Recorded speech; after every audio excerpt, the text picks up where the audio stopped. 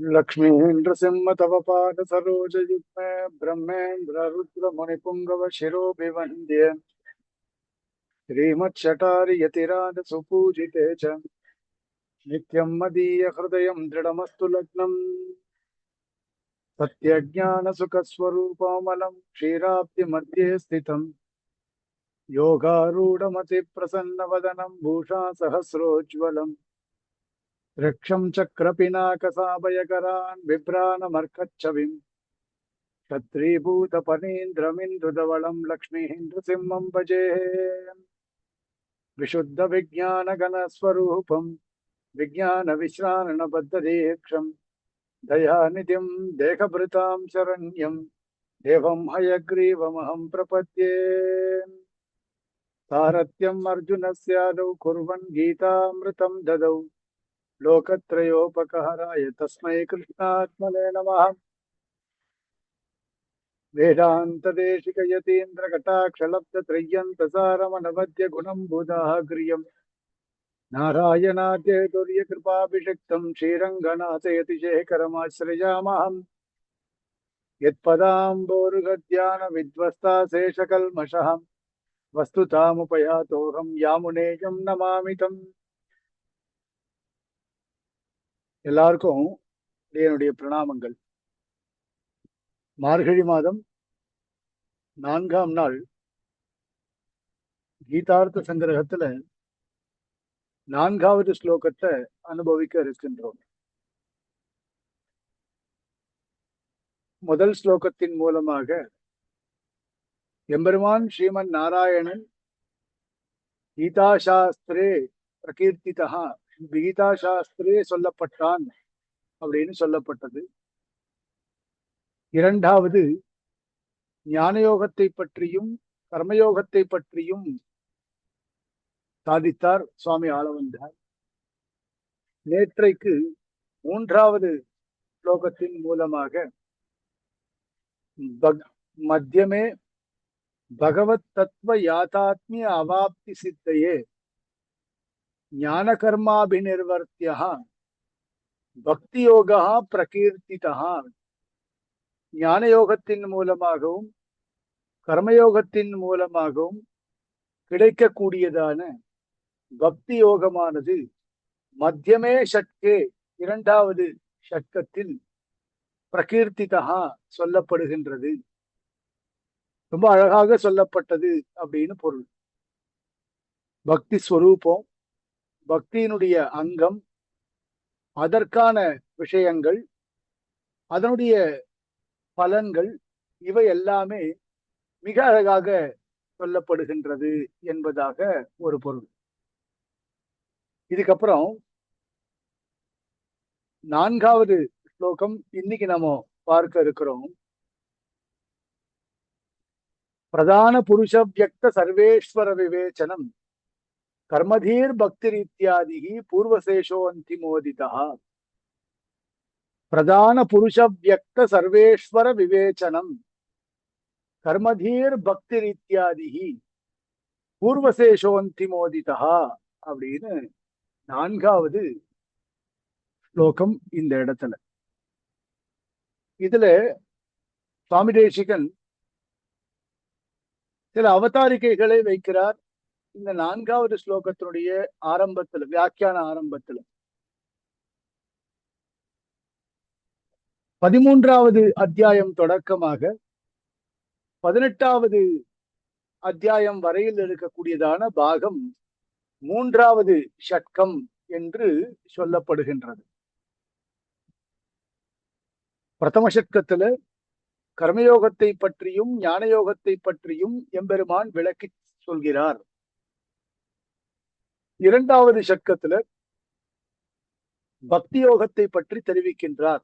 அதாவது 7வது அத்தியாயம் ஆரம்பித்து 12ஆம் அத்தியாயம் வரையிலும் பக்தியினுடைய சொரூபம், பக்திக்கு அங்கமாக இருக்கக்கூடியதான விஷயங்கள், பக்தி செய்த பக்திக்கு இலக்காக கூடியவன் எம்பெருமான், அந்த எம்பெருமானை பக்தி என்கின்றதான உபாயத்தின் மூலமாக நாம் பற்றி கொண்டால் அதற்கான பலன் என்ன அப்படின்னு எம்பெருமானுடைய சொரூபங்கள் இவையெல்லாம் இரண்டாவது ஷட்கத்திலே மிக தெளிவாக தெரிவிக்கப்பட்டது. இந்த மூன்றாவது ஷட்கத்துக்கு பேரு பூர்வசேஷம் அப்படின்னு சொல்லப்படுது. சில பேர் முதல் ஷட்கத்திற்கு கர்மயோகம் என்றும், இரண்டாவது ஷட்கத்திற்கு ஞான யோகம் என்றும், மூன்றாவது ஷட்கத்திற்கு பக்தி யோகம் என்றும் தெரிவிக்கிறார்கள். மற்றும் சிலர் முதல் ஷட்கத்திற்கு கர்மயோகம், இரண்டாவது ஷட்கத்திற்கு பக்தி யோகம், மூன்றாவது ஷட்கத்திற்கு ஞான யோகம் என்பதாகவும் தெரிவிக்கிறார்கள். ஆனால் நம் சம்பிரதாயத்துல நம் பெரியோர்கள் சுவாமி ஆளவந்தார் முதற்கொண்டு முதல் ஷட்கத்திற்கு கர்மயோக ஞான யோகம் இரண்டுமே தெரிவிக்கப்படுகிறது. முதல் ஷட்கத்துல முதல் 3 அத்தியாயங்களின் மூலமாக கர்மயோகத்தினுடைய பெருமைகள், அதிலேயே கூட ஞானயோகம் விஷயமாக சில ஸ்லோகங்கள் இருக்கு. 4வது 5வது 6வது அத்தியாயத்தின் மூலமாக ஞானயோகத்தினுடைய பெருமைகளும் சொல்லப்படுகின்றன. கர்மயோகத்தினுடைய வைசிஷ்டியங்களும் ஆங்காங்கே காட்டப்படுகின்றன. 7வது அத்தியாயம் தொடக்கமாக 12வது அத்தியாயம் வரையில் இருக்கக்கூடியதான பாகம் இருக்கு. அந்த பாகமானது நேரடியாக பக்தி யோகத்தை பற்றி சொல்கிறது. 3வது ஷட்கமாக இருக்கக்கூடியதான 13வது அத்தியாயத்தில் ஆரம்பித்து 18வது அத்தியாயம் வரை பூர்வசேஷோ அந்திமோதிதா அப்படின்னு பூர்வசேஷா முன்னாடி 2 ஷட்கங்கள்ல சொன்ன விஷயத்தை பலவிதமான ஹிதங்களை சொல்லி சாதிக்கின்றார் பகவான் 13வது அத்தியாயம் தொடக்கமாக. இதுலயே கூட 13வது அத்தியாயம், 14வது அத்தியாயம், 15வது அத்தியாயம், இந்த 3 அத்தியாயங்களின் மூலமாக ஒரு விஷயம், 16, 17, 18 இந்த 3 அத்தியாயங்களின் மூலமாக மற்றும் ஒரு விஷயம். இதையே 2ஆக பிரித்திருக்கிறார்கள் பெரியோர்கள். முதல் 3 அத்தியாயங்கள் ஒரு திரிகம் என்பதாகவும், அடுத்த 3 அத்தியாயங்கள் மற்றொரு திரிகம் என்பதாகவும் சொல்லப்பட்டுள்ளது. இதில் சொல்லக்கூடியதான விஷயங்கள் வேறு, அதில் சொல்லக்கூடியதான விஷயங்கள் வேறு என்பதாக இந்த 6 அத்தியாயங்களுக்குள்ளேயே கூட வேதங்களை காண்பித்திருக்கிறார்கள் பெரியோர்கள். அதையும் நாம இன்னைக்கு பின்னாடி பார்க்க போறோம். இதுல ஏவம் ஷட்கத்வயோக்த நானாவித தத்வஹித விஷோதன பரம் கிரமாத்து அந்திம ஷட்க திரிக துவயம் இத் அபிப்பிராயேன ஆக. இங்க அவதாரிக்க வைக்கிறார். முன்னாடி 2 ஷட்கங்களில் சொல்லப்பட்டதான பலவிதமான தத்துவங்களை 3வது ஷட்கத்துல முதல் 3 அத்தியாயங்களின் மூலமாக தெளிவுபடுத்துகின்றார். அடுத்து வரக்கூடியதான 3 அத்தியாயங்கள்ல முன்னாடி 2 ஷட்கங்கள்ல சொல்லப்பட்டதாக இருக்கக்கூடியதான பலவிதமான ஹிதங்களை காண்பிக்கிறார். அதாவது முதல் 3 அத்தியாயங்களின் மூலமாக தத்துவங்களை வெளிப்படுத்துகின்றார். அடுத்த 3 அத்தியாயங்களின் மூலமாக முழுமையாக கிடைக்க பெற்றதான ஹிதங்களை மிக அழகாக தெரிவிக்கின்றார். அப்படின்னு இதுல பரஸ்பரம் வித்தியாசங்களும் காட்டப்பட்டிருக்கின்றது. இந்த 6 அத்தியாயங்களுக்குள்ளேயே சாஸ்திரத்துல சிருஷ்டி கிரமத்தை இந்த இடத்துல காண்பிக்கின்றார். எம்பெருமானுடைய சிருஷ்டி எப்படி இருக்கின்றது அப்படின்னால், பிரகிருதி மகத்து அகங்காரா. பிரகிருதி மகத்து அகங்காரம். அகங்காரம் 3 விதம். முதல் நாளே அடியன் தெரிவித்தேன். 32 என்பது நம் சித்தாந்தத்துல மிக முக்கியமான ஒரு எண்ணிக்கை. இதுல பிரகிருதி மகத்து அகங்காரா, அந்த அகங்காரமானது 3ஆக பிரிகிறது. சாத்விக அகங்காரா, ராஜச அகங்காரா, தாமச அகங்காரா என்பதாக மூன்றாக பிரிகிறது. அந்த சாத்விக அகங்காரத்திலிருந்து ஏகாதச இந்திரியங்கள் உண்டாகின்றன. ஏகாதச இந்திரியங்கள் அப்படின்னால் சக்ஷுகு, ஸ்ரோத்ரம், கிராணோ, ரசனோ, வக்கு, இது 5 ஞானேந்திரியங்கள். வாக்கு, பாணி, பாதம், பாயு, உபஸ்தம் என்பதாக 5 கர்மேந்திரியங்கள். 1 மனது.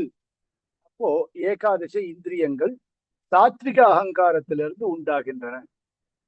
தாமச அகங்காரத்திலிருந்து பஞ்ச மகாபூதங்கள், பஞ்ச தன்மாத்திரங்கள் உண்டாகின்றன.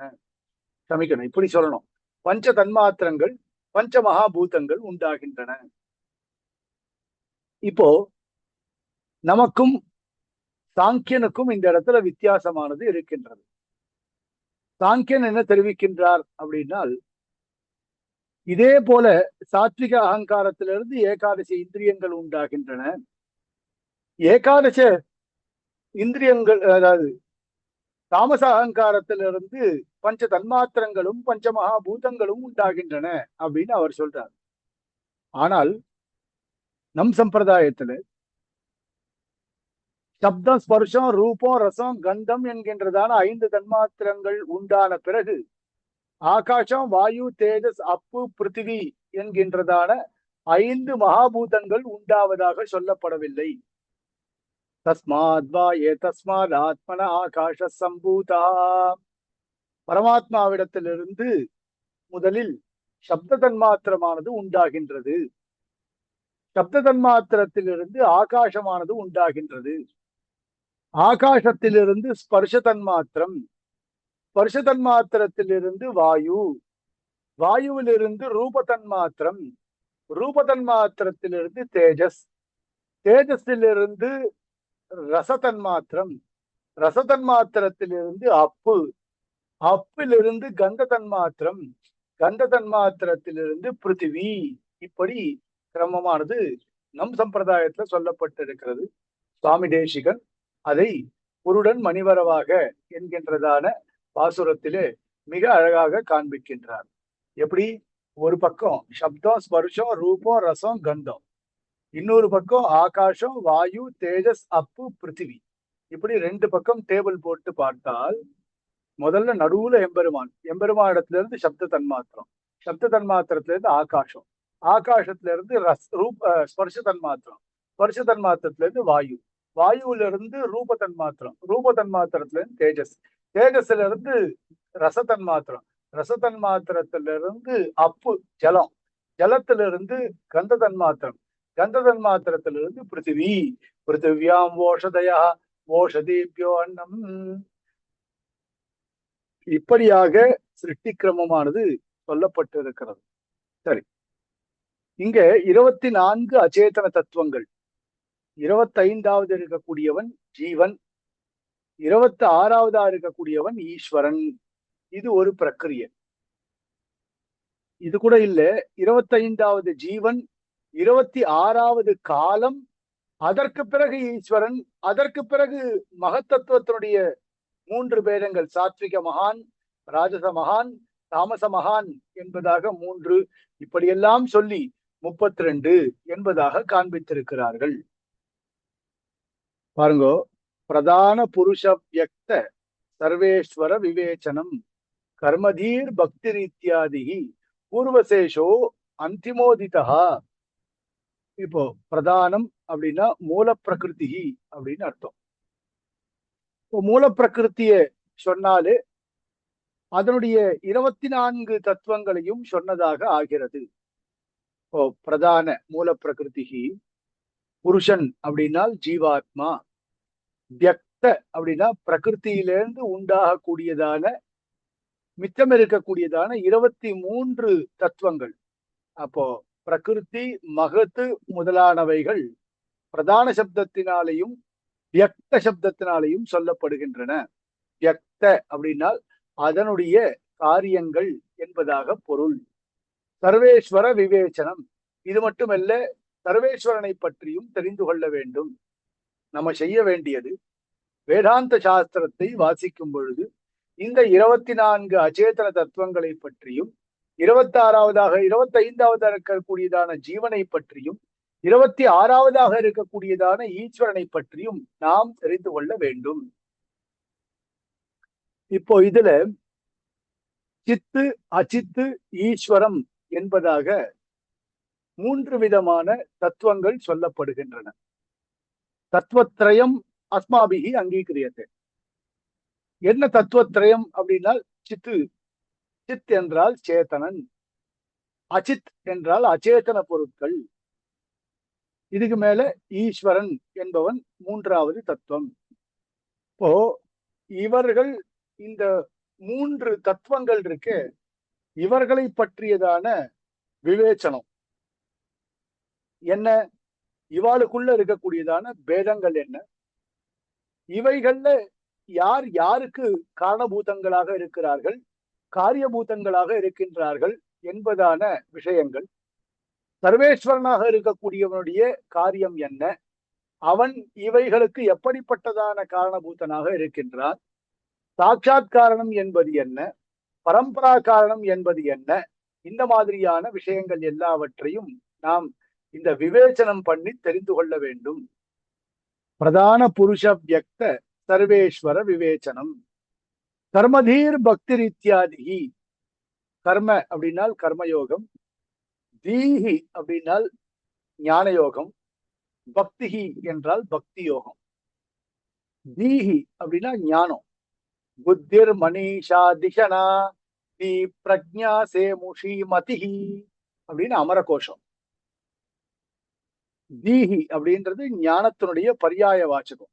அதனால கர்மதீஹி, கர்மயோகம், ஞான யோகம், பக்தி யோகம் என்கின்றதான 3 யோகங்களை பற்றியும் இத்தியாதி இவைகள் முதலான பூர்வசேஷோ, பூர்வசேஷா அப்படின்னா முன்ன 2 ஷட்கங்கள்ல சொல்லப்பட்டதான விஷயங்கள், அபேட்சிதமான விஷயங்கள் எல்லாவற்றையும் சங்கலனம் பண்ணி அந்திமோ உதிதா, அந்திமோதிதா முடிவில் உள்ள 6 அத்தியாயங்களின் மூலமாக சொல்லப்படுகின்றது அப்படின்னு சொல்றார்.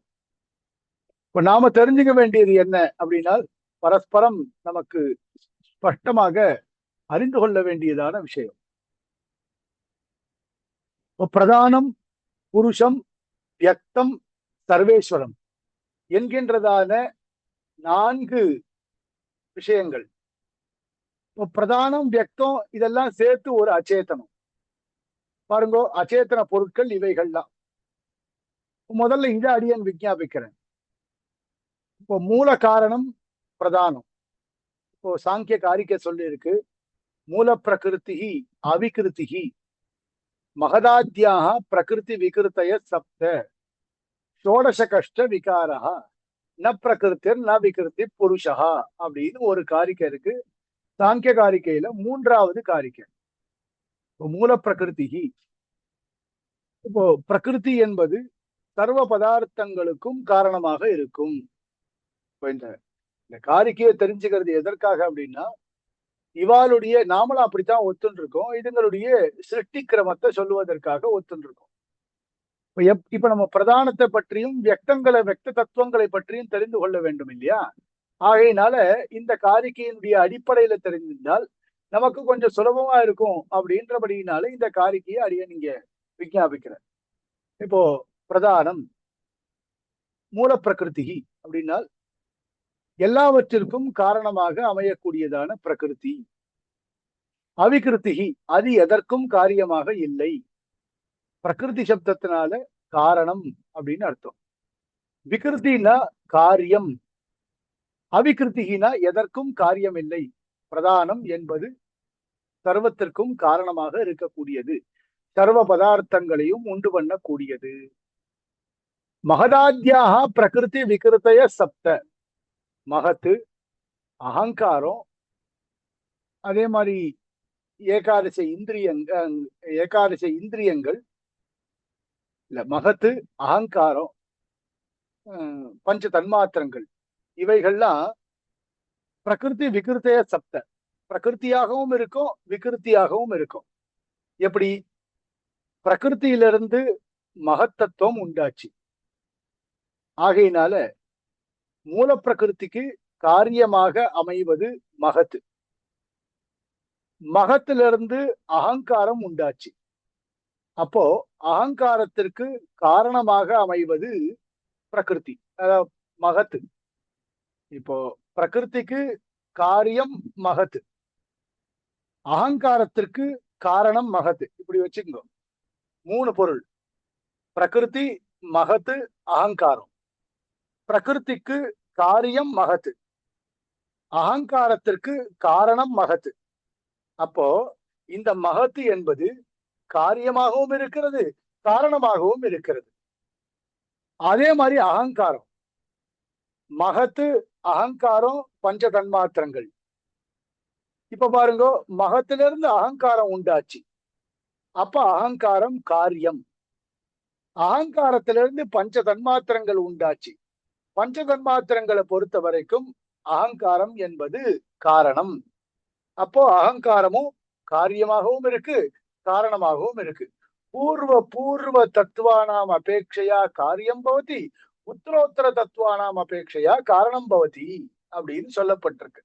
பூர்வ தத்துவம்னா முன்னாடி இருக்கக்கூடிய தத்துவங்கள்ல வச்சு பார்க்கும்போது அது காரியம், பின்னாடி இருக்கக்கூடிய தத்துவங்களை வச்சு பார்க்கும்போது அது காரணம் அப்படின்னு காரியமாகவும் காரணமாகவும் விளங்குகிறது. அதே மாதிரி பஞ்ச தன்மாத்திரம், அகங்காரம், பஞ்ச தன்மாத்திரங்கள், பஞ்ச மகாபூதங்கள். அகங்காரத்திலிருந்து பஞ்ச தன்மாத்திரங்கள் உண்டாகின்றன. அதனால அகங்காரத்தை பொறுத்த மட்டிலும் பஞ்ச தன்மாத்திரங்கள் காரியங்கள்.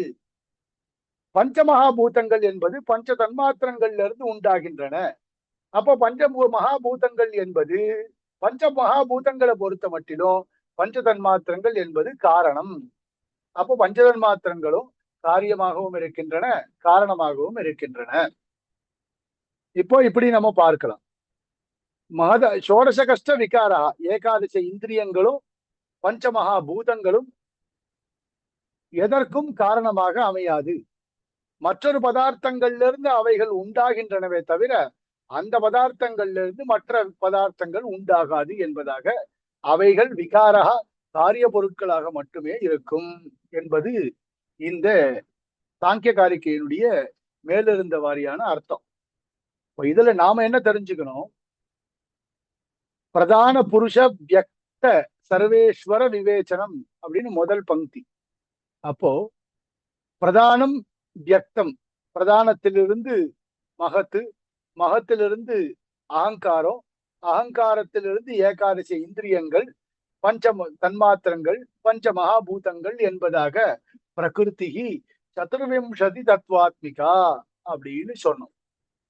இப்போ இப்படிப்பட்டதான பிரகிருதி சதுர்விம்சத் தத்துவாத்மிகா, அது பிரகிருத்தியிலிருந்து மகத்து, மகத்திலிருந்து அகங்காரம், அகங்காரத்திலிருந்து ஏகாதசி இந்திரியங்கள், பஞ்ச மகாபூதங்கள், பஞ்ச தன்மாத்திரங்கள் என்பதாக. ஏதாவது சந்தேகம் இருந்தா அடியன் கடைசியில சொல்றேன், ரொம்ப விளக்கி நிதானமா சொல்றேன். அடியன் கடைசியில பிரதான புருஷ வியக்த சர்வேஸ்வர விவேச்சனம். இப்ப 2வது புருஷனை பற்றி நாம் தெரிந்து கொள்ள வேண்டும். அதுலயும் இந்த பிரகிருதி அப்படின்னு இருக்கு இல்லையா, இந்த பிரதானம் அப்படின்றது காரணமாக இருக்கக்கூடியதான சூக்ஷ்ம நிலையிலே இருக்கக்கூடியதான ஜட பொருள். இப்போ சாங்கியனும் பிரகிருத்தியை ஒத்துக்கிறான், நாமளும் பிரகிருத்தியை ஒத்துக்கிறோம். 2 பேருக்கும் இருக்கக்கூடிய வித்தியாசம் என்ன அப்படின்னால், அவர்கள் அப்ரமாத்மகமான பிரகிருத்தியை ஏற்றுக்கொள்கிறார்கள், நாமோ பிரம்மாத்மகமான பிரகிருத்தியை ஏற்றுக்கொள்கிறோம். அப்ரமாத்மக பிரகிருதி அப்படின்னா என்ன அப்படின்னா, பிரம்மத்தை ஆத்மாவாக கொள்ளாத பிரகிருதி. நாம சரீரி பாவம் சொல்றோமோ இல்லையோ, சரீராத்ம பாவம். இந்த ஜகத்து பரபிரம்மத்திற்கு சரீரம், பரமாத்மா இந்த ஜகத்திற்கு ஆத்மா, அண்ட சராச்சரங்களுக்கும் ஆத்மாவாக இருக்கக்கூடியவன் பரமாத்மா அப்படின்னு சொல்றோமா இல்லையா? அப்போ பிரகிருத்தியும் பரமாத்மாவை ஆத்மாவாக கொண்டது, அவனுடைய சங்கல்பத்தினாலே இயங்கக்கூடியது. அவன்தான் அந்த பிரகிருத்தியையும் வழிநடத்தி செல்கின்றான். இப்ப சொன்ன காரணமாக சூக்ஷ்மமாக இருக்கக்கூடியதான ஒரு ஜட பொருள்னு சொன்னேன். அதையும் காரணம் அப்படின்னா அதையும் அவன் தான் சங்கல்பிக்கிறான். அவனுடைய சங்கல்பத்திலிருந்து அவனை ஆத்மாவாக கொண்டுதான் அதுவும் இயங்குகிறதே தவிர தன்னிச்சையாக அது செயல்பட முடியாது. அதனால நாம் பிரம்மாத்மகமான பிரகிருத்தியை ஏற்றுக்கொள்கிறோம். அவர்கள் அப்ரம்மாத்மகமான பிரகிருத்தியை ஏற்றுக்கொள்கிறார்கள். புருஷன் அப்படின்னால் அவனை பற்றி தெரிந்து கொள்ள வேண்டும் அப்படின்னால் அவன் நமக்கு தெரியும். அவன் மூன்றாக பிரிகிறான். பத்தன், முக்தன், நித்யன் என்பதாக மூன்றாக பிரிகிறான். இப்போ பத்தன் என்பவன் பிரகிருத்தியோட சம்பந்தம் பெற்றவன். முக்தன் என்பவன் அந்த சம்பந்தம் இல்லாமல் இருப்பவன். யக்தம் அப்படின்னா மகத்தத்துவம் முதலான பிரகிருத்தியினுடைய விகாரமாக இருக்கக்கூடியவைகள். இப்போ பிரகிருத்தியுடைய விகாரங்கள் அப்படின்னால் ஜீவனுடைய சொரூபத்துல ஏற்படக்கூடியதான மாற்றங்கள். இப்ப ஜீவனுடைய சொரூபம் அப்படின்னால் சரீரத்தை பரிகிரகித்துக் கொண்ட ஜீவன், சரீர விசிஷ்டனான ஜீவன். அவரவர்களுடைய கர்மாக்களுக்கு தக்கவாறு அவரவர்களுக்கு ஏற்படக்கூடியதான சரீரம். தேவர்கள், திரியக்குகள், மனிதர்கள், தாவரங்கள் அப்படின்னு இருக்கக்கூடியதான காரிய வர்க்கங்கள் எல்லாமே பிரகிருதி அப்படின்னு சொன்னால் அண்ட சராச்சரங்கள் எல்லாமே இங்கு சொல்லப்படுகிறது. அண்ட சராச்சரங்கள் என்ன அப்படின்னால் பிரகிருதி தொடக்கமாக இங்கு இருக்கக்கூடிய ஜீவனோடு சேர்த்து 25 தத்துவங்களையும் சொல்கின்றோம். அப்போ சர்வேஸ்வரன் இந்த சர்வ லோகங்களுக்கும் அதிஷ்டாதாவாக இருக்கக்கூடியவன். உத்தம புருஷஸ்து அந்யஹா பரமாத்மேதி உதாகிருதா அப்படின்னு பின்னாட 15வது அத்தியாயத்துல இந்த விஷயத்த சொல்ல போறார். அப்படிப்பட்டதான புருஷோத்தமன் தான் இங்கு சர்வேஸ்வர சப்தத்தினால சொல்லப்படுகின்றான். அப்போ அவன் தான் புருஷோத்தமன் தான் சர்வேஸ்வரன் அப்படின்னு ஆச்சுன்னா மற்றவர்கள் அவனுக்கு கீழ்ப்பட்டவர்களாக இருப்பார்களே தவிர மற்ற யாரும் சர்வேஸ்வரன் தான் சர்வேஸ்வரன் என்கின்றதான சப்தத்தின் மூலமாக எம்பெருமான் சொல்லப்படுகின்றான் அப்படின்னால் அவனால சிருஷ்டிக்கப்பட்டதான மற்றவர்கள் ஈஸ்வரர்கள் இல்லை என்று பொருள். அவனுக்கு கீழ்ப்பட்டவர்களாக இருக்கிறார்கள். தாசபூதாக ஸ்வதசர்வே அப்படின்னு ருத்ரனே சொல்லக்கூடியதான மந்திரராஜபத ஸ்தோத்திரத்துல இருக்கக்கூடியதான ஒரு விஷயம். பிரகிருதி புருஷ வியக்த வியக்த சர்வேஸ்வர விவேச்சனம்னா இவாளுக்குள்ள இருக்கக்கூடியதான பரஸ்பரம் இருக்கக்கூடியதான பேதங்கள். பிரகிருத்தின்னா என்ன, அதனுடைய லட்சணம் என்ன, அதனுடைய பேதங்கள் என்ன, அதே மாதிரி மகத்துனா என்ன, அதே மாதிரி அகங்காரம்னா என்ன, சாத்விக அகங்காரம்னா என்ன, ராஜச அகங்காரம்னா என்ன, தாமச அகங்காரம்னா என்ன, ஏகாதச இந்திரியங்கள் அப்படின்னா என்ன, ஏகாதச இந்திரியங்கள்ல என்ன விஷயங்கள் சொல்லப்பட்டிருக்கிறது, ஏகாதச இந்திரியங்களுடைய லட்சணம் என்ன, அதே மாதிரி பஞ்ச தன்மாத்திரங்களுடைய லட்சணம் என்ன, பஞ்ச மகாபூதங்களுடைய லட்சணம் என்ன, இதெல்லாம் நாம வாசிச்சிருக்கோம். ஏற்கனவே யதீந்திரமய தீபிகையில பிரகிருதி அப்படின்ற ஒரு அவதாரத்துல மிக ஸ்பஷ்டமாகவே வாசிச்சிருக்கோம். மேல் உத்கிரந்தங்கள்லயும் இந்த விஷயங்கள், இதனுடைய லட்சணங்கள், இதனுடைய பரீட்சைகள் இதெல்லாத்தையுமே ரொம்ப அழகாக வியாக்கியான கர்த்தாக்கள் செய்து அருளினார்கள். அதெல்லாமும் நமக்கு தெரியும். இங்க கீதையிலையும் அந்த விஷயங்கள் ரொம்ப ஸ்பஷ்டமாகவே சொல்லப்படுகின்றன. இந்த 13வது அத்தியாயம் தொடக்கமாக இருக்கக்கூடிய 15வது அத்தியாயம் வரைக்கும் இருக்கக்கூடியதான விஷயத்துல இது எல்லாமே சொல்லப்படுகின்றது. விவேச்சனம். அதுலயும் கர்மதீஹி பக்தி, கர்மயோகம், ஞான யோகம், பக்தி யோகம் இவைகளை இந்த இடத்திலே தெரிவிக்கின்றன. இப்போ இதி அப்படின்னு சொல்றோம், இத்தியாதிகி அப்படின்னு. இது 3 சேர்த்து பெறக்கூடியதான விஷயம் என்ன இருக்கின்றதோ அதுவும் இந்த இடத்துல ஸ்பஷ்டமா சொல்லப்படுறது. ஆதி சப்தத்தினால கர்மயோகம் முதலானவைகள்னால அனுஷ்டிக்க வேண்டியதான விஷயங்கள், சாஸ்திர விதிக்கு உட்பட்டுதான் அந்த காரியங்கள் இருக்கணும் அப்படின்ற விஷயங்கள். ஒரு கேள்வி வரும் இல்லையா? கர்மயோகம், ஞான யோகம், பக்தி யோகம் என்று இந்த மூன்றையுமே சொன்ன பிறகு மறுபடியும் இத்தியாதிகி அப்படின்னு சொல்ல வேண்டிய அவசியம் என்ன?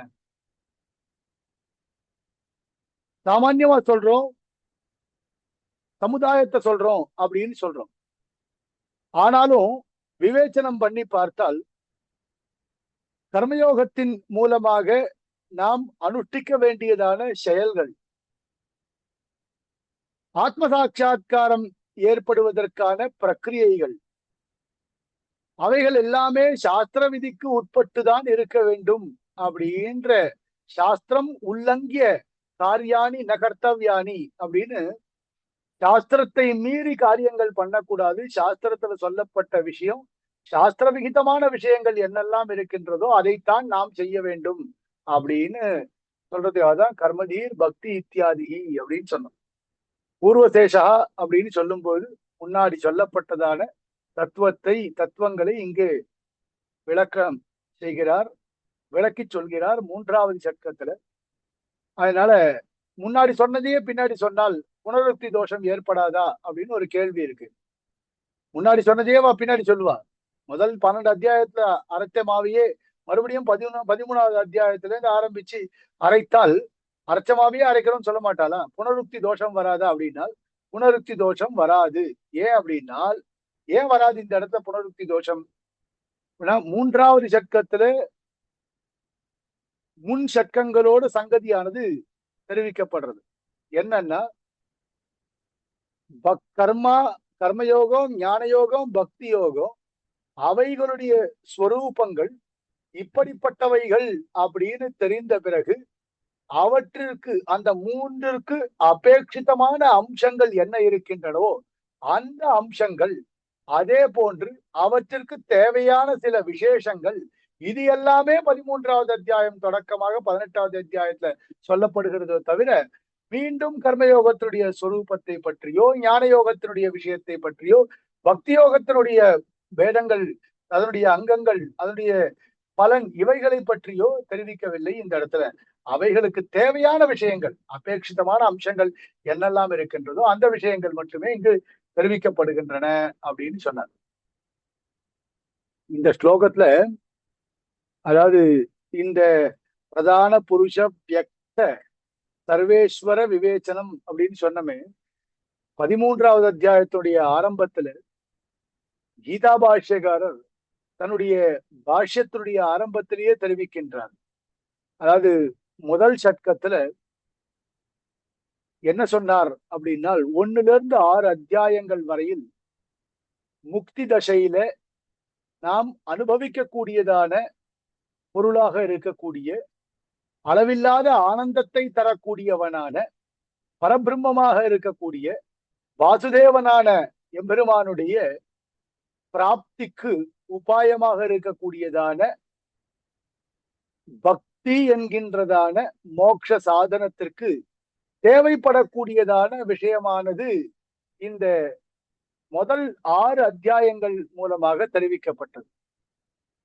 நடுவில் உள்ள மத்தியம சக்கத்தினால முக்தியில அனுபவிக்க கூடியதான பகவான், அவனுடைய அந்த பகவத் தத்துவ யாதாத்மிய அவாப்தி சித்தையே அப்படின்னு சொன்னா போல எம்பெருமானுடைய ஒரு உள்ளதை உள்ளபடி தெரிந்து கொள்ளக்கூடியதான எம்பெருமானை பற்றியதான ஒரு ஞானமானது எப்படி அவனை தெரிந்து கொள்ள வேண்டுமோ அப்படி தெரிந்து கொண்டு அவன் திருவடியை பற்றி கொள்வது எப்படி என்பது 2வது சட்கத்துல சொல்லப்பட்டது.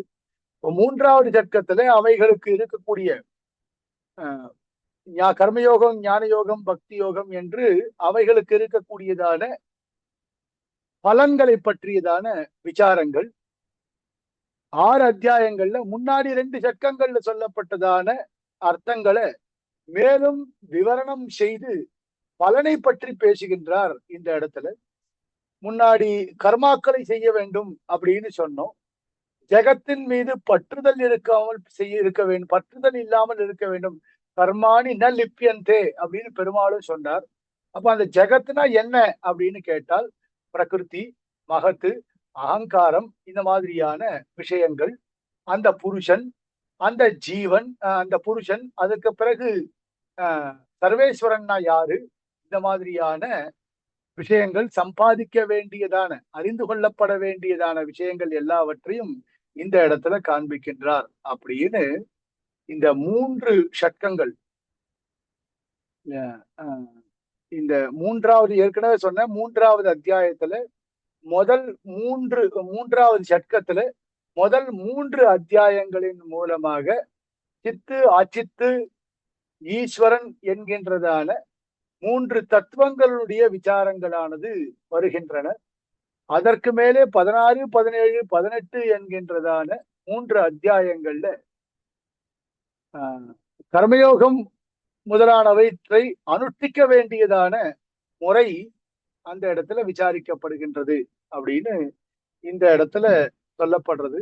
அப்போ பிரதான புருஷ வியக்த சர்வேஸ்வர விவேச்சனம் கர்மதீர் பக்தி இத்தியாதிகி